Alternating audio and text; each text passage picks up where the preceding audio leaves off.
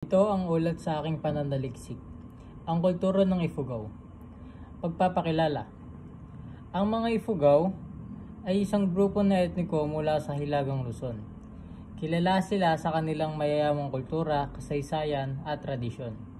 Sinasalamin ng kanilang pamumuhay ang yaman ng agrikultura at sining sa Pilipinas at nagbibigay ng kontribusyon sa pabansang pagkakakilanlan. Kasaysayan ng grupo. Ang mga Ifugao ay unang nanirahan sa bulubundukin ng Cordillera. Ang pangalan nilang Ifugao ay nangangahulog ang mga tao mula sa matataas na lugar.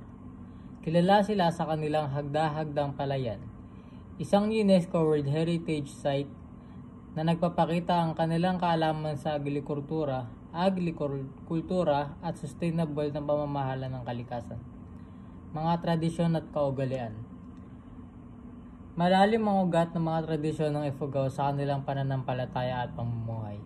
Kabilang dito ang mga ritual tulad ng pantaom o pag-aani at pagbabak o pag-aalay, pati na rin ang kanilang sining tulad ng wood carving at weaving, at nagpapakita ng kanilang likas na talento. Ang mga kontribusyon sa lipunan naman ay, ang mga Ifugao ay may malaking kontribusyon sa agrikultura at sining. Ang kanilang hagda-hagdang palayan ay modelo ng sustainable agriculture at ang kanilang mga kahoy at tela ay nagsisilbing pamana ng sining at nagsusustenso sa turismo ng rehiyon. Ang mga hamon at oportunidad, bagamat mahalaga ang papel ng Ifugao sa lipunan, nahaharap sila sa mga hamon tulad ng modernisasyon, urbanisasyon at epekto ng pagbabago ng klima. Ngunit may mga pagkakataon ding umuusbong tulad ng tumataas na interes sa kanilang kultura mula sa mga turista at mananaliksik. Konklusyon at rekomendasyon. Ang mga Ifugao ay isang mahalagang bahagi ng kasaysayan at kultura ng Pilipinas.